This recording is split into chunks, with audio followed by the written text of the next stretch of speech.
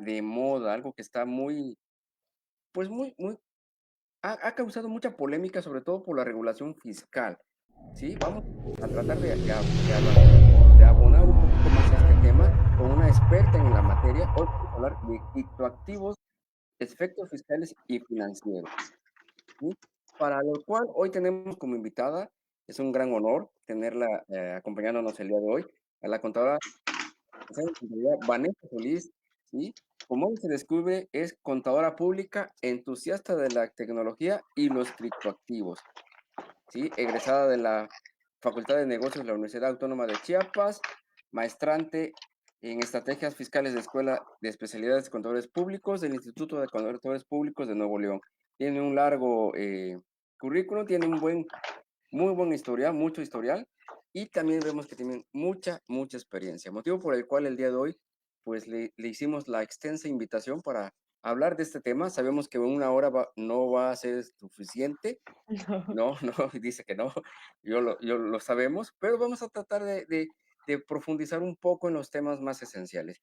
Bueno, sin más preámbulo, le doy la bienvenida y le agradezco nuevamente a la licenciada Vanessa Solís. Hola, mucho gusto a toda la audiencia que nos escucha aquí por internet, los que están presentes. Gracias por la invitación a este programa del ABC del Empresario, a hablar un poco de criptoactivos.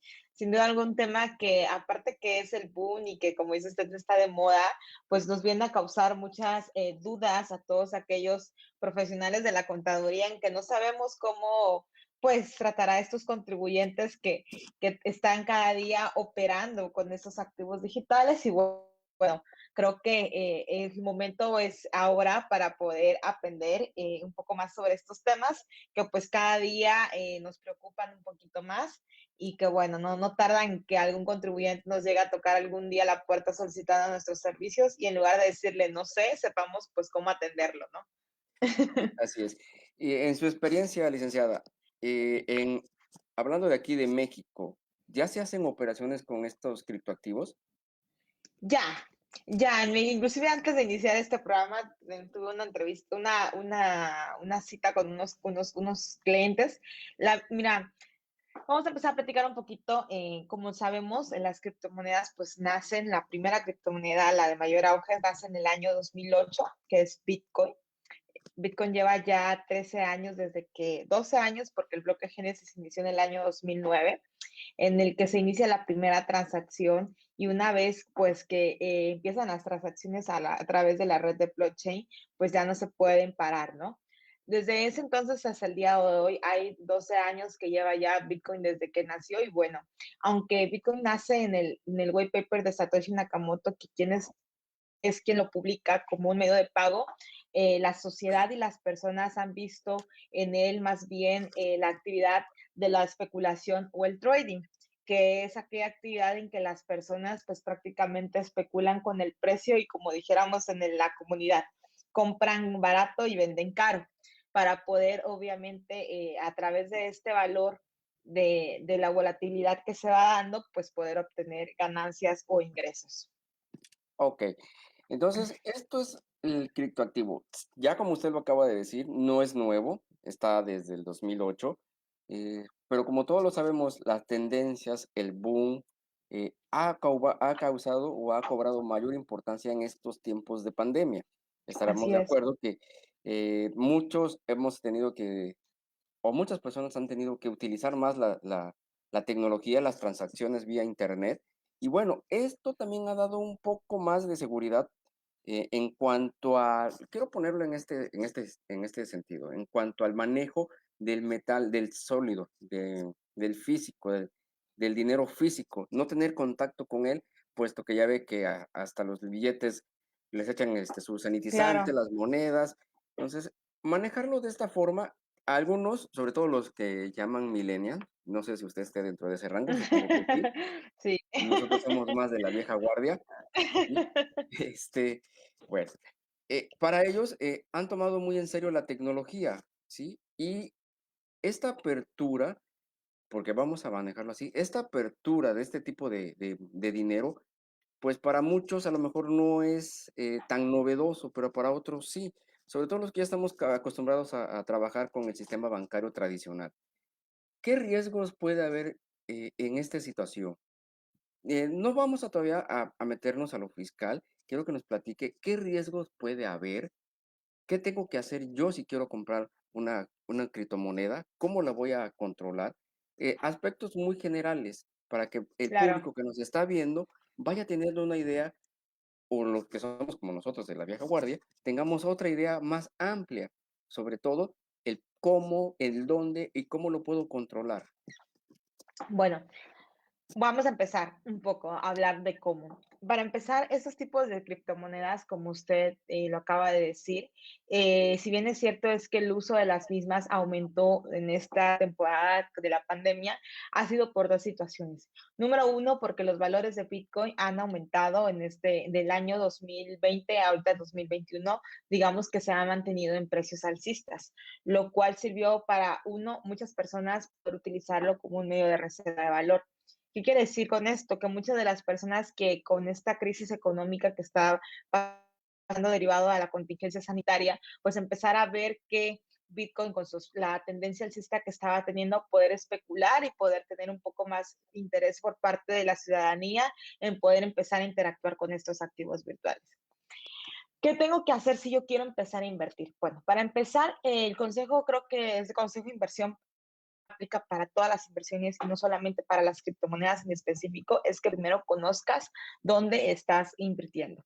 Conozca, aprende dónde estás metiendo tu dinero, porque invertir en aquello que no conoces se deja de ser una inversión y se vuelve completamente en una apuesta. Entonces, en el tema de las criptomonedas derivado por, yo le llamo criptoactivos porque hay diferente clasificación de activos virtuales dependiendo para su uso, para lo que fueron hechos y sobre lo que están respaldados, entra una gran clasificación de activos virtuales que existen dentro del mercado. Las criptomonedas es una clasificación de ellas. Si yo quiero empezar a comprar criptomonedas como tal, en este caso vamos a hablar de Bitcoin como tal, primer requisito es que al ser la criptomoneda de mayor auge, pues evidentemente ya hay confianza en el proyecto. Ya no voy a investigar como tal a Bitcoin, digamos, en el sentido porque ya la sociedad que invierte con ella, pues ya hay con una confianza, ya es una moneda que, bueno, es un activo virtual que cada vez está capitalizando mayormente. En segunda, ¿qué necesito hacerla para poder comprarla? Yo necesito tener una wallet. Así como tienes una wallet, una cartera física para guardar tu dinero fiat, o en este caso una tarjeta de débito para tener acceso a tu dinero en un banco central. En este caso tienes que tener una wallet digital, que esta pueden ser de dos maneras. Una puede ser custodiada, que la tenga una exchange, una empresa que te preste los servicios de custodia. En México existe una que se llama Bitso, que es la exchange más grande a nivel México, digamos, y por otras de las, ahora sí que conocidas a nivel nacional, pues está Binance, están otro tipo de empresas que prestan esos servicios de guardia y custodia. Ya que tengo una wallet, dependiendo en la chain en la que yo abra la wallet, porque también hay otro tipo de wallet, que son las wallets, las Ledger, que son aquellas como tipo USB, donde yo puedo guardar ahí mis llaves privadas para tener el acceso a mis criptomonedas, pero ojo, aquí la ventaja es que yo aquí tengo el control absoluto y posesión de mis monedas digitales. Entonces, ya que tengo una wallet, entonces en base a eso, ya puedo yo entonces poder comprar en este caso criptomonedas. Hay algunas exchanges, por ejemplo, me voy a expresar en México en Bitso, que es como que la más popular. Las podemos comprar a partir de 100 pesitos. Es súper fácil, es como que si fueras a hacer una transferencia, necesitas obviamente identificarte, esto porque la obligación así lo tiene por parte de la ley FinTech y la regulación mexicana que pide que los usuarios se identifiquen en las plataformas y una vez que te identificas empiezas a poder operar. Eh, otro consejo que yo les doy es de que aquí, a pesar de que los valores a veces, se han mantenido alcistas, digamos, en los últimos meses, por ejemplo, el día de ayer y hoy se ha mantenido en precios bajistas. Es decir, que los precios de los 32,000, 33,000 K se habían mantenido, empezaron a bajar a los 27,000, 26,000, creo que hace ratitos que lo vi estaba en los $27,600 por unidad. ¿Qué quiere decir esto? Que la volatilidad es muy alta derivado a, pues obviamente, porque su valor depende de la oferta y la demanda. Aquí, una característica, en este caso de Bitcoin, y ese es el segundo consejo que les daría, es de que aparte de que conozcas la criptomoneda en la que vas a invertir, no inviertas aquello que estés dispuesto a perder. Es decir, no que no estés dispuesto a perder. Es decir, no vayas a meter el dinero de la renta del mes, de la comida del mes, de tu fondo de emergencias del mes, porque aquí al final de cuentas, como puedes ganar o como puedes perder. Y en tercera, bueno, no sería la tercera recomendación, creo que sería la primera antes de todo, es que definas el plazo, el tiempo y cuánto vas a invertir. Porque de esto depende, evidentemente, obvio, no es un consejo de inversión porque yo no soy asesora de inversiones, que quede claro, es solamente algo que puedo poner como experiencia personal, es de que al menos Vanessa tiene una política en que yo independientemente del precio en el que esté, todos los lunes yo invierto cierta cantidad, pero es a largo plazo. Es un dinero que no me lo voy a ocupar en el mes ni en 6 meses y al menos no en el año, al menos de que llegase a tener una necesidad. Y en segunda, es porque si en dado caso su valor llega a bajar y llega a estar en los precios mucho más bajos de los que los compré, no me vaya a afectar, vaya, en mis necesidades de corto plazo, ¿no? Y eso va porque hay muchas personas que prefieren, que quieren meter todo su nómina, llamemos, y que quieren ir retirando conforme vayan necesitándolo, pero qué tal si se va manteniendo, pues qué padre, ¿verdad? Y si se gana, pues mucho mejor. Pero si los valores bajan, pues qué pena, porque vas a perder aquel dinero que vas a necesitar para pagar gastos de corto plazo. Ok, por lo que usted me está comentando, licenciada Vanessa, podemos ver que el tema de las criptomonedas son muy volátiles. Así Es es, más volátil que, digamos, invertir en CETES o invertir en la bolsa. completamente. Recordemos que aquí, por eso precisamente sus valores es que los rendimientos son grandes. A mayor riesgo, mayor oportunidad de ganar, mayor rendimiento puedes ganar. Al menor riesgo, pues las tasas son menores. Todo va dependiendo de aquí del tipo de riesgo que vas teniendo con la inversión.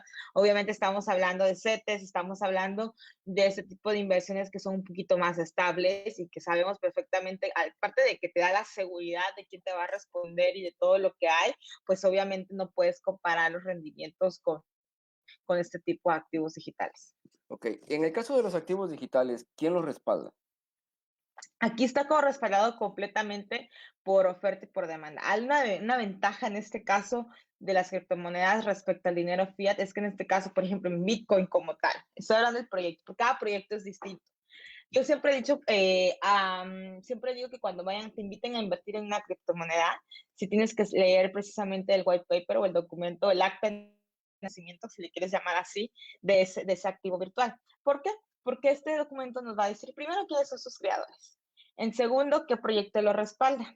Y en tercero, lo principal, si va a haber una cantidad limitada o no va a haber cantidad limitada de estos activos. En este caso, por ejemplo, Bitcoin, su white paper está establecido que solamente en el código, que solamente van a haber 21 millones de unidades, los cuales hasta el día de hoy ya hay 18 millones y tanto en circulación.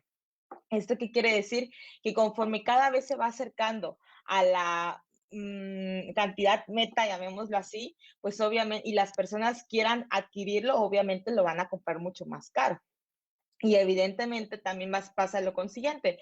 Si en este caso es en un proyecto que no sea Bitcoin, por ejemplo, Ethereum, que no es un proyecto que tenga oferta limitada en las unidades o en los tokens, todo va a depender del éxito que tenga el proyecto. En este caso, por ejemplo, Ethereum es una red de blockchain en la cual se pueden desarrollar contratos inteligentes y aplicaciones desarrolladas en blockchain. En base al éxito del proyecto que va teniendo, pues es como el token que es el Ether, que sirve para poder utilizarlo en esta blockchain, pues se vuelve mucho más deseado y por lo tanto su valor pues aumenta. Es prácticamente así como se determina los precios y los determina obviamente el mercado. Ok, entonces por lo que podemos resumir, aparte de lo que ya usted nos ha dicho, es una alta volatilidad, Así es. precios cambiantes, ¿sí? Bueno, hemos visto en Facebook los memes de por qué no invertí mis 100 pesitos hace 15 años cuando estaban haciendo Bitcoin al precio que tiene ahorita. Obviamente, pues sí, Totalmente. cualquiera que hubiera pensado Bitcoin hace años, pues no se hubiera apostado o arriesgado como está. Y se estuviera Y ese es lamentando, claro, principalmente. o como los que entraron en la euforia del 2017 y luego, cayó en los precios, alcistas y luego, disminuyó, pues, obviamente también se lamentaron. Sin embargo, pues, también la historia ha sido clara y quizás, la gente que ha pensado ya se acabaron los tiempos en los de que te puedes hacer millonario con Bitcoin de un día de la noche a la mañana, porque eso ya no es así. Al menos ya la madurez del activo, pues ha demostrado que pues ya no serán esos tiempos. Sin embargo, sí es cierto que aún todavía el valor máximo de Bitcoin como tal no ha llegado, porque obviamente hay pues hay muchas cosas que tienen que suceder en el entorno. La confianza de los países, la confianza de los usuarios, la aceptación por parte de las personas, que ese es el reto actualmente, el que más personas lo acepten, porque entre más personas dejen de usar el dinero fiat y empiecen a utilizar esos activos virtuales como uso común para medio de pago, que fue para lo que fue hecho, pues entonces su valor completamente va a ser mucho más capitalizable. Así es. Aquí estamos hablando también, al menos en México, un tema muy importante, el tema tecnológico y cultural. Ujú, Sabemos que muchos con los teléfonos inteligentes, los smartphones, pues tenemos prácticamente ya nuestra oficina ahí. Los que somos, ujú, o en el caso de nosotros los contadores, tenemos prácticamente nuestra oficina ahí. Pero personas que son ajenas a estos temas y están haciendo o empezando apenas, repito, por lo mismo de la pandemia, empezaron a hacer transferencias, a aprender a hacer transferencias. Ahora imagínense que ahora le digan, pues si quieres puedes invertir en Bitcoin o en otro tipo de moneda. Va a ser un cambio muy, muy lento. Siento yo que en México va a ser más lento todavía que en otros países, pero bueno, no estamos alejados de esa realidad. También es cierto, Bitcoin creo que fue el primero que salió, la primera criptomoneda. ujú, Eh, la primera. ha tenido mucha publicidad, tanto para bien como para mal. Ya no sé si usted se recuerde de un virus que hubo y que te secuestraban toda la información y tenías que comprarles bitcoins y mandárselos. Aquí la pregunta que ya para casi terminar el bloque, digamos, de cultura general. ¿Podemos saber el destino o el destinatario o el que es poseedor de un bitcoin? Por ejemplo, en el caso de que le planteaba de cuando secuestraban la información y yo depositaba, Ujú. ¿la autoridad puede rastrear el destino? Sí, pues se dice prácticamente que Bitcoin es pseudoanónimo. Pseudoanónimo, ¿por qué? Porque a pesar de que Gizón no dice como tal el nombre y el apellido de Juan Pérez o Jesús Ruiz es el dueño de este Bitcoin, sino es que mediante la cadena de bloques o la red de blockchain en la que se llevan a cabo estas transacciones, sí se sabe un destino de dónde salió y a dónde terminó ese criptoactivo. Y abonando al asunto que pone sobre la mesa, sobre el caso de las recompensas por parte, pues, de las actividades ilícitas que se realizan, a esto hay que añadirle, o más bien lo que no nos contaron es que gracias a ese tipo de transacciones que han realizado el mercado negro para poder y pedir recompensas en Bitcoin, pues también, por ejemplo, Binance, que es la red, la exchange más grande a nivel mundial, ha sido una de las grandes aliadas para la policía cibernética para poder proporcionar la información de las personas o de las direcciones de quienes están realizando este tipo de transacciones y así como fue como cayó la red más grande de pornografía infantil en Estados Unidos, que hacía todos los pagos de este contenido, pues lo hacían a través de Bitcoin y bueno, es así como pudieron llegar con ellos gracias a la información que se aportó y bueno, y pudieron atrapar algo que pues si lo hubieran hecho en fiat, en dinero, en papel moneda, pues hubiera sido imposible rastrear, ¿no? Y en segunda es que una vez que se detectan estas criptomonedas que fueron utilizadas para estas actividades ilícitas, bueno, estas son quemadas o sean dadas de baja dentro de la red y ya no pueden volver a ser utilizadas. Es decir, la intención de poder seguir comercializando con ellas ya se imposibilita. Y bueno, Ok. bueno, Dice Salvador que cuál es mi opinión sobre que los bancos quieran entrar al quite con el Bitcoin. La verdad es que ojalá no lo haga, porque eso rompería con todo el espíritu para lo que fueron hechos, que son ser completamente descentralizadas. Y obviamente eso es lo que busca Satoshi Nakamoto cuando crea Bitcoin, y es hacer transacciones de persona a persona sin intermediarios. Entonces volveríamos a caer prácticamente en lo mismo, ¿no? En que en las operaciones normales. Algo que viene a resolver Bitcoin de la banca tradicional es hacer que las transacciones sean mucho más rápidas y mucho más económicas de lo que hubiera sido hacerlo en una banca tradicional. Y en este punto voy a hablar, por ejemplo, de las transacciones internacionales. Hacer un depósito a un proveedor extranjero en Asia, llamémoslo por el estilo, antes te podía llevar hasta 5 o 10 días, y haciéndolo en un Western Junior con comisiones altísimas, en lo que tenías que hacer primero la compra de tu moneda a la divisa, y luego la divisa a hacerle la recepción al banco de tu proveedor. Y en Bitcoin esas transacciones se pueden hacer mucho más rápidas dentro del mismo día, en 10 minutos, que prácticamente es la operación en este caso de Bitcoin. Hay redes en las que son mucho más rápidas, como en Ripple o en otros activos virtuales, y las comisiones son mucho más económicas de lo que te hubiera cobrado un Western Junior o el banco tradicional, ¿no? Entonces, ese es un tema, ¿no? Aquí de que, del por qué les viene a quitar el sueño a los bancos, porque obviamente los intereses es pues justamente es eso, ¿no? Las personas están siendo más empoderadas con su dinero y pueden tomar como que más decisiones sobre lo mismo, ¿no? Y los bancos pues obviamente están dejando de cobrar esas jugosas comisiones. Entonces la verdad es que entre más lejos estén los bancos de Bitcoin, mucho mejor. Eso es como que mi opinión, como Bitcoiner. Ok, licenciada. Bueno, ahorita que sacó el tema de los bancos aquí, mi estimado Salvador, y usted nos comparte su opinión, eh, me surge la inquietud. Con la banca tradicional, nuestras tarjetas bancarias son clonadas, híjole, de una manera sorprendente y a veces sin darte cuenta. Obviamente nunca nos das cuentas, pero es tan rápido la persona cuando te las clona. La pregunta sería, ¿con las criptomonedas pasaría algo igual o están más seguras en cuanto a la tecnología se refiere? Bueno, aquí la tecnología, la seguridad, vaya, te la da prácticamente la red, ¿no? Que todas las personas tienen una copia de cada nodo, cada nodo que está en esa cadena de bloques tiene una copia de las transacciones que se van realizando en la red de blockchain. Ahora, si se pueden hackear o no se pueden hackear, la realidad es que aquí el único riesgo de hackeo es a menos de que tú expongas tus llaves privadas, cosa que no se las debes dar a nadie. O Entiendo. sea, creo que, exacto, eso sería, tú tienes el control de tus llaves, y luego, bueno, estoy hablando de que si lo tienes en una wallet ledger que tú eres el propio encargado de ella, ¿no? Que es como una UCB. Ahora, si lo tienes en una exchange, aquí la exchange te está prestando el servicio de guardia y custodia, es decir, ellos están prestando la wallet. Aquí el riesgo para un ataque o un hackeo es hacia la exchange. En este caso, a ella es a quien pueden hackear.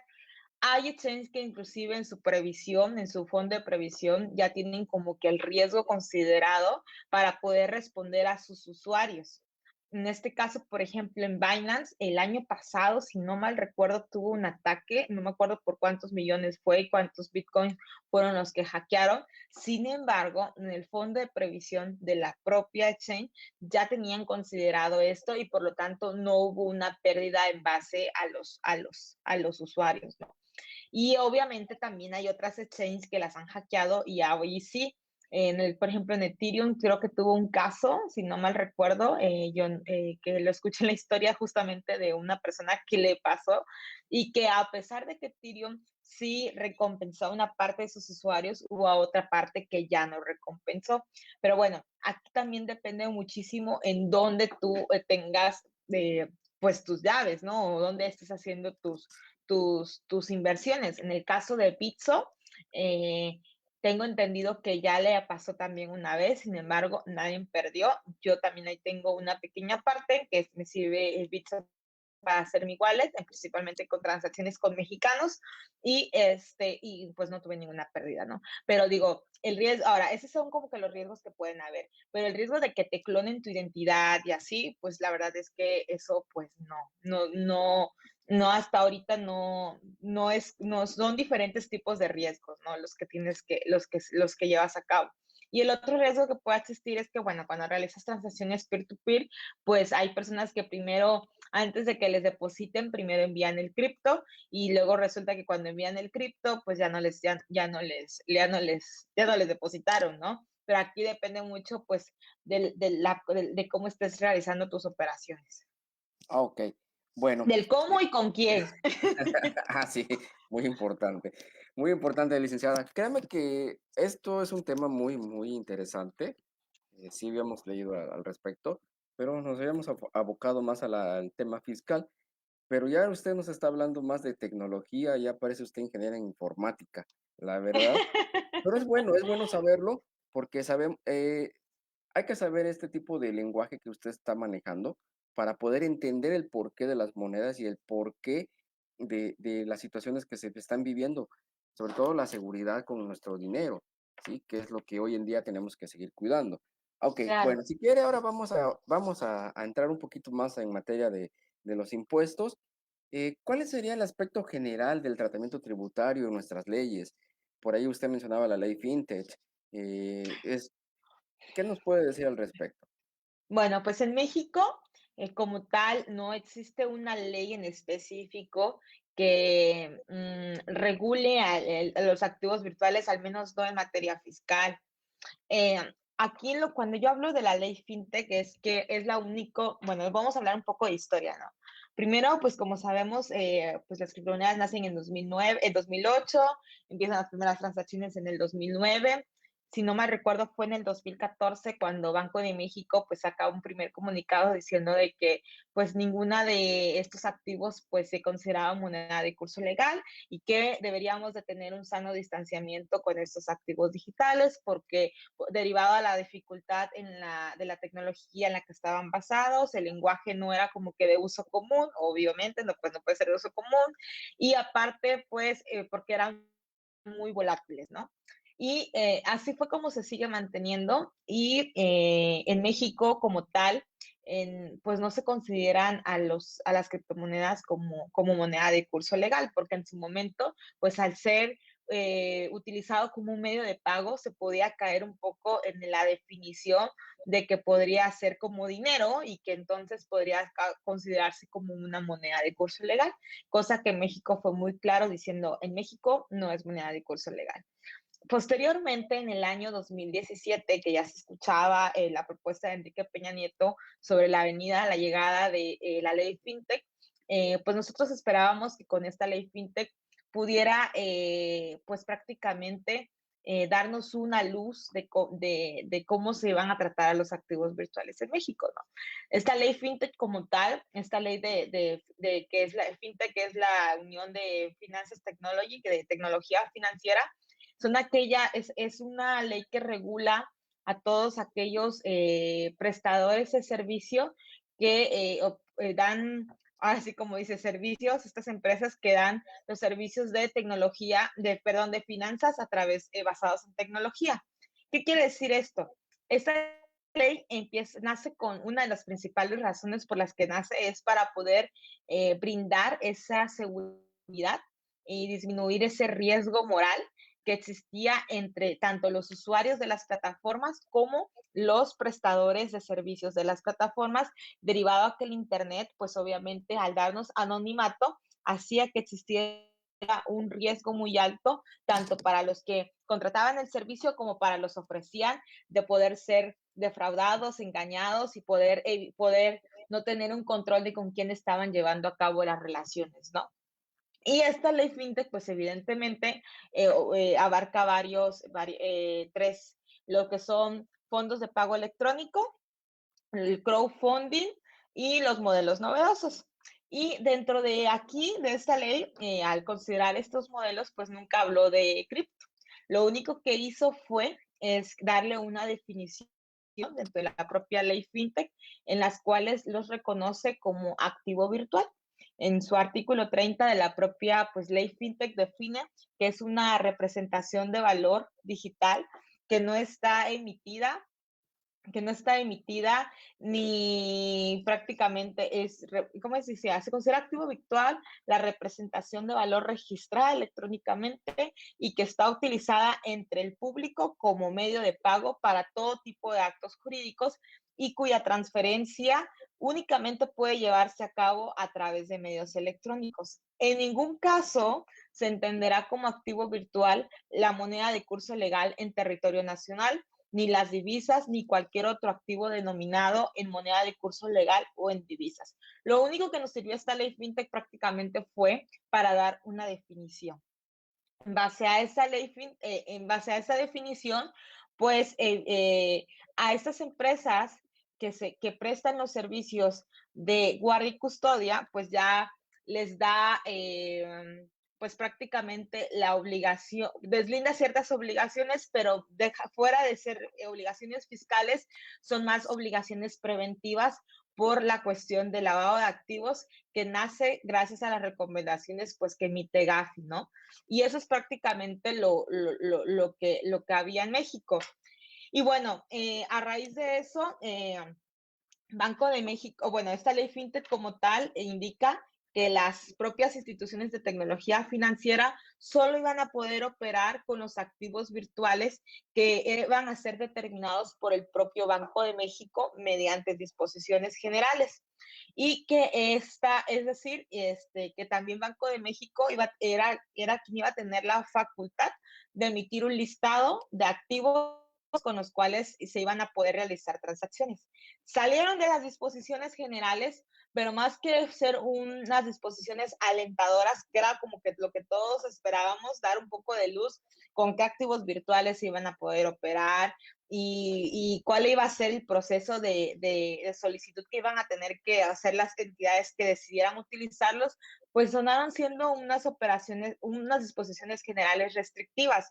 Fueron todo menos lo que se esperaba y por lo tanto, prácticamente solo nos vuelve a decir, no son moneda de curso legal y hay que tener un sano distanciamiento con las mismas, ¿no?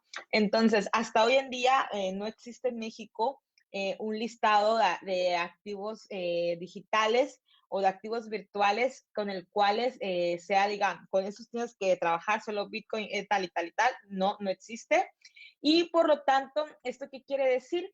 Que si bien es cierto, es que en México no es una moneda de curso legal, en este caso, alguna moneda activo virtual como lo pasó en El Salvador, que en El Salvador solamente Bitcoin es moneda de curso legal. Si bien es cierto es que México no está en esa situación, pero tampoco quiere decir que estén prohibidas, porque ya hay una ley, en este caso la ley FinTech, que sí los considera que sí podrán operar, solamente que falta completar así que la otra parte del rompecabezas y dice que van a ser aquellas instituciones de tecnología financieras distintas a las entidades, en este caso como los bancos, ¿no? Entonces, aquí hay una cuestión de que no en México no están prohibidas. El comunicado que hizo pues Arturo Herrera hace unas semanas pues fue prácticamente recordarle en este caso a Ricardo Salinas, quien había mantenido una, una manifestación mediante redes sociales de querer tener este uso mediante su banco, de decirle, oye, los bancos no pueden operar, ¿sí? O sea, eso te recuerdo. Sin embargo, el hecho de que los bancos no puedan, eso no implica que pues, existan otras maneras de hacerlo. Entonces, eso es como que lo que prácticamente hay en la ley FinTech, ¿no? Y bueno, a partir de septiembre, del mes de septiembre del año 2019, dentro de la ley FPPORPI, se considera en la fracción 16ª del artículo 17 como actividad vulnerable el intercambio de activos virtuales. Y esto no es más que nada una obligación que le dan a aquellas empresas que dan servicios de guardia y custodia exchange, de decirle, oye, si tus usuarios realizan transacciones de 645 UMAS, que son más o menos como 50,200 y tanto, en una sola exhibición o en un plazo de 6 meses, tú, exchange, tienes la obligación de identificarme y reportarme que esas personas están realizando ese tipo de transacciones a la obviamente a la Secretaría de Hacienda, ¿verdad? Y con esto entonces se dice que ya iba a poder tener un mejor control y monitoreo de las personas sobre el origen del dinero para poder realizar este tipo de transacciones. Fuera de ahí ya no hay más. O sea, en México ya no hay más. Sin embargo, pues México pues está en los 4 países a nivel Latinoamérica con más transacciones en activos virtuales, principalmente hablando en lo que es el trading, que son el tipo de actividades que más se realicen, perdón. Y bueno, la pregunta que todos dicen, ok, entonces, si ya nosotros esperábamos, al menos como yo contadora, esperaba que derivado después de la obligación en el FPRP y de la obligación, y bueno, y de la definición que da la ley FinTech, pues pudiera haber algún pronunciamiento en temas de fiscales, ¿no? Tanto en ley del impuesto sobre la renta como en ley del impuesto al valor agregado. Sin embargo, hasta el día de hoy, no existe ningún pronunciamiento de la autoridad. Y vas y le preguntas al SAT y están peores que nosotros porque tampoco saben cómo hacerlo. La realidad. Casi siempre. Entonces, yo inclusive justo hace ratito le decía a uno de mis clientes, me dice, oye Vanessa, ¿y cómo lo tengo que pagar? Pues la verdad es que porque tengo un cliente que me dice, es que voy a empezar a prestar estos servicios, fui al SAT, me sentaron con el delegado y me dijo, oye, pues como que creo que vas a tener que ir a México. Y pues así fue, ¿no? Pero pues la verdad es que no, ni siquiera ellos pudieron darle respuesta. Pero bueno, en base a lo Ok. que en mi experiencia hemos metido, perdón, no sé si iba a decir algo o sigo hablando. No, termina y si quieres ahorita por ahí tengo una inquietud que me hicieron llegar, precisamente del tema del ISR. Ahorita Ok. que termine. Bueno, en México, entonces si me dices, oye Vanessa, ¿y cómo se pagan los impuestos en cripto? Pues aquí depende. ¿Y depende de qué? Depende de 2 cosas. Depende de la actividad que estés realizando, porque aquí en cripto puedes realizar muchas actividades. Puedes utilizar cripto como medio de pago, puedes utilizar cripto para hacer trading o especulación, o simple y sencillamente que tu actividad con el mundo cripto sea el ser un minero. ¿Qué quiere decir ser minero? Bueno, para que estas criptomonedas puedan nacer o puedan existir, valga la redundancia, el método de trabajo, la prueba de trabajo dentro de la red de blockchain es mediante la resolución de ciertos ejercicios, perdón, sí, de ciertos ejercicios, resolución de ciertos ejercicios matemáticos, dentro de la red de blockchain. Una vez que se resuelven estos ejercicios, eh, el minero o el nodo que lo logra pues resolver recibe una recompensa. Esta recompensa, en este caso, por ejemplo, ahorita son 6.25 bitcoins por cada bloque minado. Digamos que es como una analogía de cuando una persona está, pues queriendo cavar oro y se va a una cueva y tiene que poder trabajar en cavarla, y una vez que cavó, pues recibe el oro, ¿no? Así. Por eso se refiere también como la minería. Bueno, una vez que recibes esta recompensa, entonces ya te dan tus bitcoins y bueno, ese es tu ingreso, ¿no? Aquí muchos en este caso deciden obviamente cambiar a dinero fiat porque pues hacer esta actividad es muy costosa por 3 cosas, porque necesita servidores especiales, no es cualquier computadora, necesita un lugar con condiciones climatológicas especiales, y sobre todo los altos consumos de energía, ¿verdad? A menos que tengas paneles solares, pero también son gastos que son oriundos a la actividad. Entonces, para poder solventar pues estos gastos, pues al final la mayoría tiene que convertir esos bitcoins pues en dinero fiat y bancarizarlos y obtener el ingreso. Entonces, aquí estamos hablando de escenarios completamente distintos. Dependiendo de tu relación con los activos virtuales, pues es el tipo de tratamiento fiscal que va a tener. Y me voy a detener tantito en el de mayor uso, que es el trading. En el caso del trading, aquí simple y sencillamente, como decimos en la comunidad, es comprar barato y vender caro. Es decir, vivir de la especulación, ¿no? Y aquí pues tienes una ganancia que es el obtener el ingreso, perdón, es la diferencia entre el valor de compra y el valor de venta y ese es tu ingreso, menos las comisiones que te cobran en la plataforma en la que estés operando. Pero eh, la pregunta era, ¿cómo voy a declarar estos ingresos? Muchos en su caso, me he topado con colegas y la verdad es que yo respeto completamente la profesión. Aquí hay que dejar muy en claro que la autoridad no ha tenido, al menos de manera oficial, un pronunciamiento claro sobre el tratamiento de estos activos. Lo que yo voy a decir es en base a lo que una servidora ha hecho en consulta y la autoridad cómo me ha contestado. Aquí, en este caso, hay personas que ya lo realizan de manera habitual, y hay personas que no lo realizan de manera habitual, simplemente allá de vez en cuando. Y obviamente, pues aquí también va dependiendo de los montos, pero para quienes lo realizan de manera habitual, sí llega a preocupar porque pues estas personas llegan a tener inclusive ingresos de hasta operaciones en volumen de hasta 2 millones o 3 millones de pesos mensuales. Si lo multiplicamos por 12, pues sí es una cantidad pues considerable. Sin embargo, aquí no todo eso que entra es ingreso.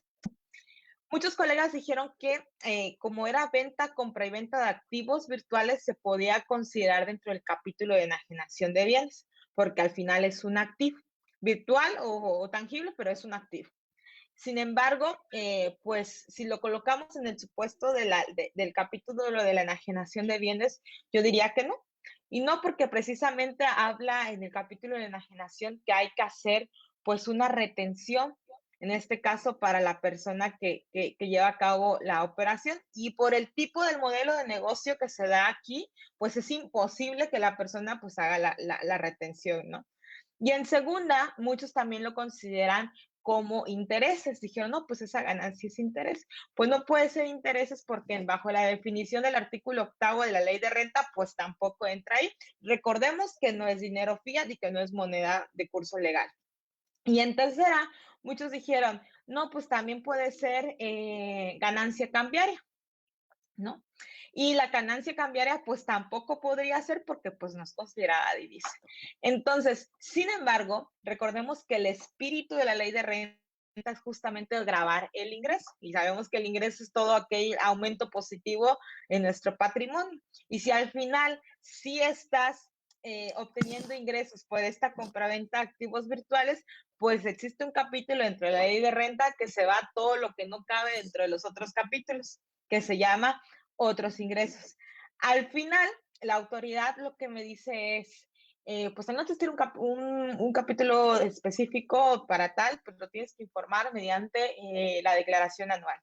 Pero aquí hay que tener muchísimo ojo, porque la carga de la prueba, pues obviamente la van a tener los contribuyentes, porque al final de cuentas, la autoridad hasta el día de hoy, la fiscalización solamente la tiene en el sistema bancario, pero toda la operación es fuera de un sistema bancario.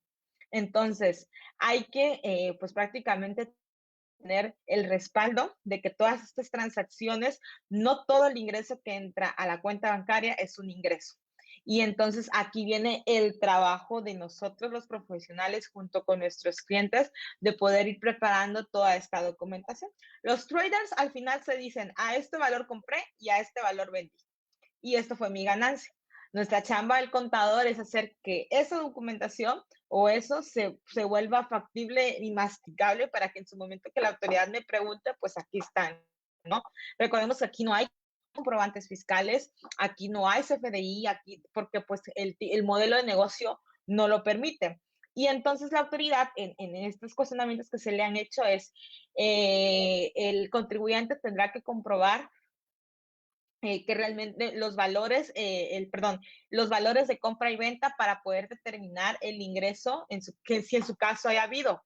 Ah, pero las pérdidas, si hubieron, no son deducibles. Entonces, sí, así es. Entonces, en México, si tú obtienes ingresos, sí lo tienes que pagar, pero si tienes pérdidas, pues lo siento, es tu riesgo por meterte en esos activos virtuales.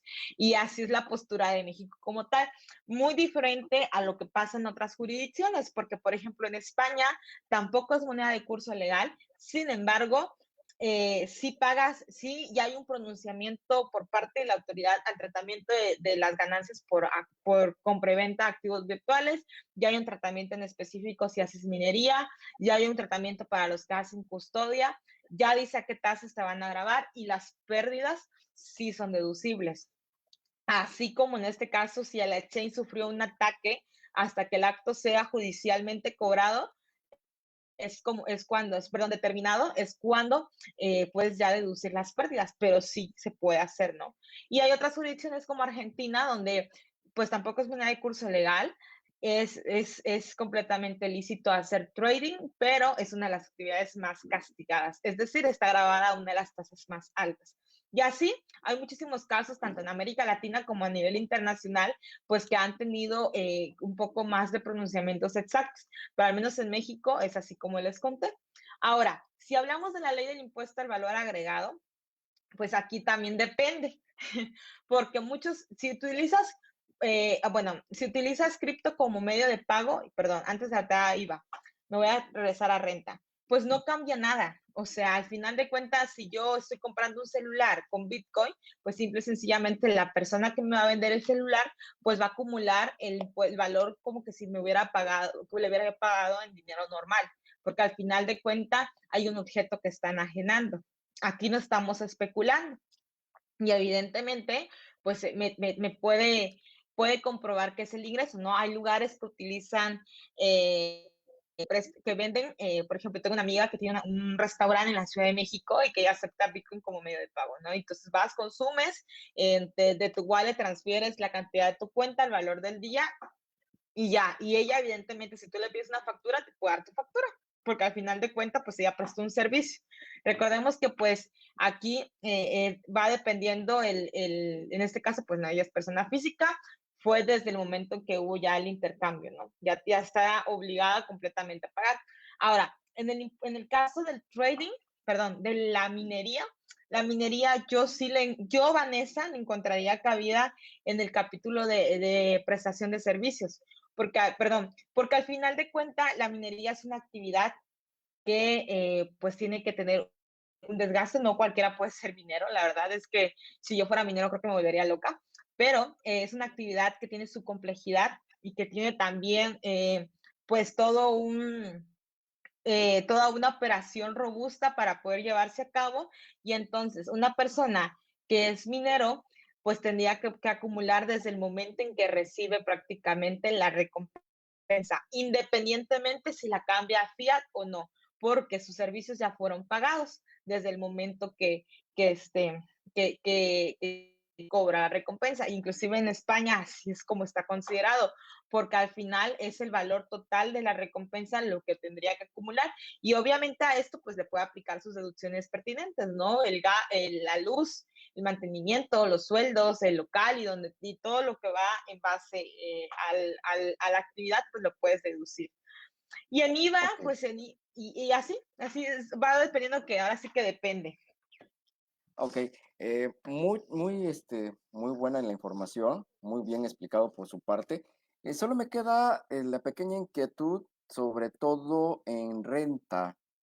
Ujú. Hablábamos, o nos decía usted, de que yo puedo pagar para efectuar una deducción, debido a que quien yo le estoy pagando también lo va a acumular el ingreso. Así es. Pero aquí quedaría un poquito el punto al menos para un servidor, que no estaríamos cumpliendo con la fracción tercera del artículo 27, ¿sí? Básicamente que nos habla de que cualquier pago que hagamos tiene que estar o salir de una cuenta a nombre del contribuyente del sistema financiero o de otra que eh, autorice o divulgue el Banco de México. Y bueno, hasta ahorita usted nos comentaba que pues todavía no, el Banco de México no ha dado ese listado de criptomonedas que se pueden utilizar en el país. Claro. De hecho, derivado a eso también es que han existido muchas figuras, tanto también, bueno, todo aquí va dependiendo del tipo de operación que estés realizando, ¿verdad? Aquí, digo, para efectos de deducción es quizás donde sí hay un poco de todavía de estudio en lo que hay, pues evidentemente todo lo hemos aplicado de manera análoga, o sea, con lo que existe y donde le podamos encontrar cabida. Pero también eso no implica o no limita que no se puedan realizar ese tipo de transacciones, porque se han utilizado inclusive hasta en el tema inmobiliario otras figuras que permitan el que yo te pueda vender una casa a cambio de un Bitcoin. Y no precisamente estamos hablando de una compraventa. Entonces, hay muchas figuras jurídicas que han podido dar pie en base a eso y creo que si han tenido la posibilidad de leerme, mi pronunciamiento siempre ha sido de que en lugar de estar recomendando sanas distancias, mejor necesitamos pues necesitamos pronunciamientos más claros por parte de la autoridad. Así es, maestro Chanlati, al final prácticamente caemos en trueques, porque recordemos que eso es, y justamente así nace el trueque, el ser como hacían antes nuestros, inclusive cuando inicio mucho mis pláticas me gusta ponerles una gráfica de la evolución del dinero, ¿no? Y cómo antes nuestros antepasados utilizaban el trueque para poder satisfacer necesidades y servicios, pues digamos que es lo mismo, nada más que aquí en este caso todo es a través de una aplicación. Sí, el trueque se modernizó prácticamente. Sí, además recordemos que también los momentos de acumulación, pues quizás el problema que hay en deducción, pero en acumulación, que es al final donde termina ganando la autoridad, pues se quedan muy bien claros, porque existen los momentos, ¿no? Cuando se entrega el bien, cuando esté satisfecho el interés del acreedor o cuando se expide el comprobante fiscal, lo que suceda primero. Ok. Entonces, aquí pues yo creo que las situaciones quedan claras y en su momento si la autoridad, pues obviamente la capacidad de la autoridad para fiscalizar necesita que se hace fiat y el reto está en que sí, porque me ha tocado a mí clientes de que ellos nunca bancarizan sus recursos y todos los siguen teniendo fuera de, pues no pasa nada. El asunto o la preocupación al menos mía es de que, a ver, ningún país, o sea, cada vez, ¿cómo es? Conforme pasa el tiempo, el KYC va a ser más exigente para todas las jurisdicciones. Y el hecho de que quizás tú hayas mantenido tus transacciones fuera de un sistema bancario, no quiere decir que el día de mañana la autoridad no te pueda venir a cuestionar cómo te compraste esa casa, ese coche y esas propiedades y cómo has obtenido ese enriquecimiento. Entonces, cúrate salud, no te metas en problemas y mejor declara. Entonces, esa ha sido como que la recomendación, ¿no? Dando un tema de certeza y de que cuánto te cuesta tu paz, ¿no? Y al final de cuentas, si tú sabes que es un dinero que completan bien una actividad que gracias a Dios le entendiste el trading y has hecho lana ahí, pues entonces termina siendo, no es una actividad ilícita, simplemente hay que informar. Y dice, mis criptos andan en Bitso, Binance y en Touch the World. Sí, bueno, solo VIX es la de México, Binance pues sí tiene KYC, Touch Works. No sé cómo está operando, pero no me suena tan confiable, más Chanlate. Ok, ya casi estamos terminando esta transmisión. Es broker gringo. Bueno, ya salió una Ah, intermediaria. ok. ¿Y de casualidad tiene tarjetas colateralizadas? Porque esos son muy fans ustedes. Ay, Ok, no. bueno, ya casi estamos terminando este su programa, el ABC del empresario, agradeciendo como siempre el espacio brindado y en esta ocasión teniendo una experta en este tema de criptomonedas. Me declaro prácticamente en pañales en este tema. Muy interesante, vamos a tener que leer más a fondo. Eh, una última, ya para terminar casi, Ujú. a nivel mundial, ¿cómo se está comportando? Bueno, ya nos han mencionado de España, tenemos por ahí el caso ya de El Salvador, que va a ser la única moneda, pero digamos las potencias, Estados Unidos, Inglaterra, ¿cómo se están ellos comportando en cuanto a este tipo de moneda, la criptomoneda? ¿Cuál es la postura así a grandes rasgos de ellos? Bueno, aquí ha habido un gran, bueno, voy a hablar de dos puntos, ¿no? Primero, han habido, por ejemplo, países, por ejemplo, China, que se ha bloqueado completamente, de aquí están prohibidas, ¿no? Con el argumento de los consumos de energía, inclusive expulsaron a los propios mineros del territorio. Antes de seguir, maestro Charlotte, el gusto también es mío. Yo lo conocí cuando estaba en Anafinet. Si no estamos hablando del mismo Chanlate, espero que sí, porque no hay Sí, dos. Y yo estuve ahí en su programa de Ana Pinet hace muchos años y me da mucho gusto saber que hoy está aquí con nosotros. Y bueno, siguiendo mi tema, es hay países que sí se han pronunciado completamente anticripto. O sea, a mí aquí estos no me vengas a hablar de eso por muchos temas, ¿no? Uno principalmente es por el interés de las bancas centralizadas. Estados Unidos como tal no está en el escenario de decir aquí no. Sin embargo, sí ha habido como que parte de medidas un poquito más de ojo por parte de la SEC y por parte de las autoridades en poder pues estar analizando este tipo de operaciones que se llevan a cabo, ¿verdad? Una. Dos, es que quizás no en el tema, y es algo que yo digo, los países no necesitan que el Bitcoin sea una moneda de curso legal como lo hizo El Salvador, porque yo creo que inclusive ni en México, yo ni quisiera que fuera una moneda de curso legal, porque repito, se rompe todo el génesis o el espíritu con el cual fueron hechas para lo que fueron hechas. Pero si bien es cierto, es que dentro de la clasificación de activos también existen otro prototipo de activos virtuales y una también de ellas, aparte de los activos, están las CBDCs, que son las monedas emitidas por los bancos centrales, que son aquellas monedas que prácticamente están emitidas por una banca central y están respaldadas por la moneda de curso legal, ¿no? Entonces, si bien es cierto es que quizás las criptomonedas no lleguen a ser la moneda de curso legal de muchos países, como en este caso ya lo es en El Salvador, es que sí es cierto en que los países van a empezar muy pronto a tal vez en un corto o mediano plazo, a empezar a emitir este tipo de monedas centrales, porque ya va todo, ¿no? La economía va a ser completamente digital.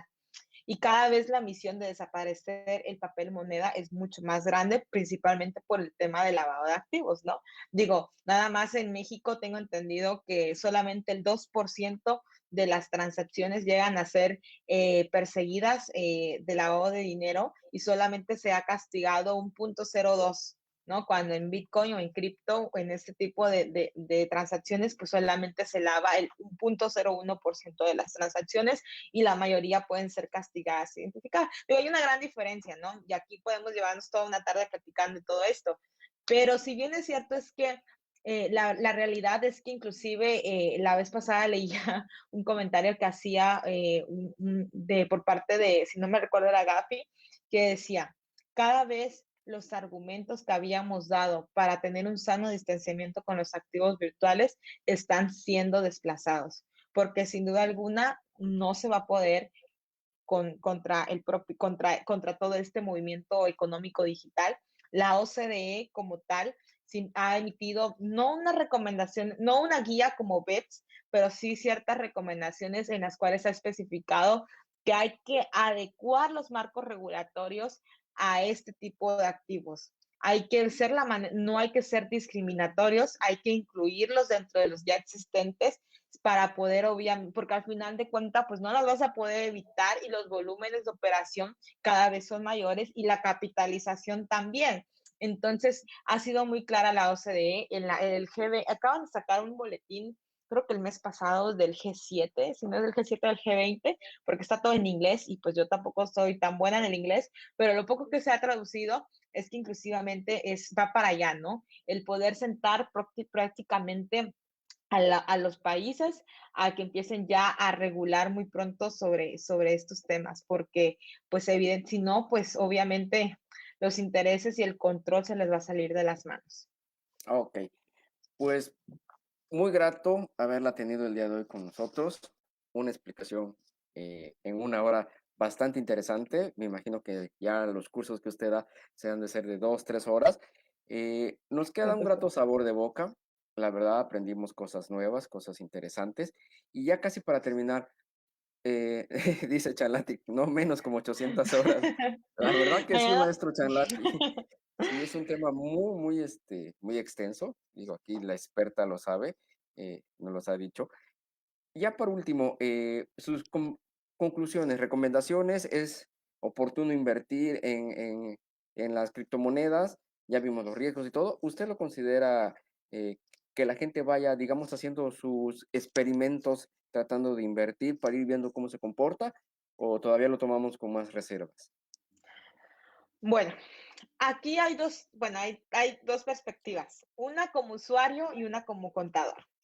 Creo que la ficción está más allá de la realidad y yo creo que si quieres un contador que en algún momento quieres empezar a prestar un poco de servicios a tus clientes, tienes que hacerlo sí o sí. ¿Por qué? Porque la operación va más allá de lo que dice la ley o como lo ha establecido en este caso la ley FinTech. No, la verdad es que no. O sea, yo cada vez me quedo más sorprendida. Yo inclusive a veces pido a las personas que están interactuando, porque yo soy tesista, que me pasen sus casos en mi correo para poderlos yo estudiar y poder sacar mis propias conjeturas, ¿no? Porque la realidad es que el mundo está súper diferente a lo que está establecido en ley, ¿no? Y rebasa completamente a lo que la autoridad quiere. Entonces, si tú quieres realmente prestar servicios a este tipo de clientes, tienes que hacerlo sí así porque lo tienes que entender. Suena muy fácil decir precio de venta, precio de compra, pero llevarlo a la realidad cuando te dicen, cliente, es que yo compro en Bitcoin, cambio a Tether y luego lo manda a otra cripto y luego ya lo regresa al banco, estamos hablando de doble o triple enajenación y no es una operación, digamos, tan fácil. Entonces, no es así como de que comprar barato y vender caro y la diferencia eso se acumula. No, va más allá de solamente eso. Y en segunda es de que si tú lo quieres ver como un tema de inversión para poder vivir en algún momento de esto, sí, obviamente hay que estudiarle. Hay que estudiarle en el sentido de investigar los proyectos a los que te invita, independientemente si el día de mañana lanzan un nuevo proyecto y que nació Chile Coin, voy a poner un nombre, ¿verdad? Y que es una moneda que está basada en el cultivo de Chile, que fomenta el cultivo y lo va a ayudar a los artesanos y va a promover el campo y todo suena increíble y allá vamos todo a querer invertir. No, hay que hacer nuestra tarea de nuestra parte, hay que investigar quiénes hicieron el proyecto, hay quienes investigar qué plataforma lo va a ofertar, si ya hay un poco como tal, hay que ver todo ahora sí que la viabilidad financiera en la que va a estar basada este proyecto y de ahí entonces tomaremos nuestras conclusiones platicándolo con quien más quieran y ahora sí que comentándolo con su almohada si realmente es o no es. Yo no soy asesora de inversión, sin embargo, la realidad es que al menos, por ejemplo, yo soy en Monterrey y aquí nacieron ciertos proyectos y uno de ellos es Amero. Si no lo conocieron, era la cripto que quería comprar el avión presidencial. ¿Qué pasó? Era un proyecto que la verdad es que tuvo mucha publicidad. Aquí en Monterrey se miraba en las principales avenidas harta publicidad de la cripto. Obviamente invirtieron toda la lana de la gente que confió en el proyecto y al final se esfumaron. Y aquí en ese tema, recordemos que penalmente no hay tanto delito que perseguir, más que, no soy abogada, pero al menos con mi socia que lo he platicado, cuando nos ha tocado casos de gente que han defraudado, el único delito es fraude, no hay otro delito. Y sin embargo, para poder castigar el fraude no es un proceso corto y es largo y la mayoría no se llegan a castigar. Entonces, porque al final de cuentas nadie te obligó, tú hiciste el acto por tu voluntad. Entonces, nada más hay que cuidar que obviamente, pues a quién le damos nuestro dinero, ¿no? Ahora, si ya nos vamos con otras criptos con mayor solidez, en este caso, por ejemplo, como Bitcoin, como Ethereum, como, no sé, Ripple o algún otro activo digital que ya esté en el mercado, que esté en una exchange grande, o en este caso, por ejemplo, hay una página que se los voy a poner en el chat que se llama CoinMarketCap, que digamos que ahí vas a encontrar el listado oficial de las criptomonedas que existen en el mercado. Y ahí te van a decir a qué valor está el día, cuál es su valor de capitalización y cuál es el volumen de esos activos, ¿no? Y en base a eso, pues también va a poder ser otra guía. Tercera, si en algún momento alguien te llega a decir, nunca falta el mente tiburón que te haga aparezca con su, de que, ay, invierte conmigo una sola aplicación y hazte millonario y deja de ser godín y todos esos anuncios que vemos, huye, porque por muy bueno que sea, en este mercado tan volátil, no puedes garantizar rendimientos, no puedes decir que va a haber una tasa del 10% mensual porque no es cierto, como puede ser el 10%, como puede ser más del 10%, como puede ser menos del 10%, pero eso de que te garanticen no puede ser cierto porque justamente por la volatilidad del mercado, ¿no? Y la otra es de que la última que ya les había dicho, si lo quieres hacer, hazlo, sirve que lo hagas, asesórate, pero sobre todo no inviertas aquello que no estés dispuesto a perder, ¿no? Y es como que los consejos básicos que yo he aprendido de mis amigos los traders. Yo no soy trader, la verdad es que el análisis técnico es toda una ciencia, mis respetos para quienes lo realizan. Sin embargo, mi trabajo empieza ya que ganaron, ya que especularon, ya que arriesgaron, ahí empiezo yo, ¿no? Y Ok. entonces, y para poder entenderlo, pues sí he practicado y he tomado los consejos de inversión de algunos compañeros, pero es como que lo básico que yo les pudiera compartir. Y no soy experta, soy entusiasta nada más. No, creo que en el tema de la tecnología no podemos decir que somos expertos porque lo que hoy les dije es hasta lo que yo hoy he aprendido. Mañana si sale otra cosa, todo puede cambiar. Entonces se cae todo lo que les dije, pero es así como pues prácticamente venimos trabajando en esta comunidad. Ok, licenciada Vanessa. Pues muchas gracias por su amable comparación el día de hoy. Muy amena la plática, muy interesante, repito. Muchas gracias. Como dijera Chanlati, 800 horas por lo menos para seguir aprendiendo. Y creo que este tema va a ser de aprendizaje continuo, diario, porque pues como usted bien lo dice, la tecnología cambia día a día. Aquí el reto es para las autoridades tratar de reconocer estas operaciones, darle un marco legal más grande de lo que tenemos ahorita. Y bueno, ya veremos cómo, de acuerdo a nivel internacional, pueda en un momento dado ingerir en México para que esta regulación llegue algún día, que tarde o temprano va a llegar, pero por lo pronto así está el panorama. Eh, Nuevamente le agradecemos su espacio No, y bueno, ustedes. no me queda más que despedirnos, ya nos comimos por ahí unos cuantos minutos del siguiente programa Pero, de Canal. pero no les aburrió. La próxima que me inviten hablamos de la NIF C22 porque esa es otra hora, entonces ya no va a dar tiempo. Perfecto, lo agendamos, queda agendado para el próximo programa, nada más que me toque porque nos vamos turnando el ABC del empresario, somos 4.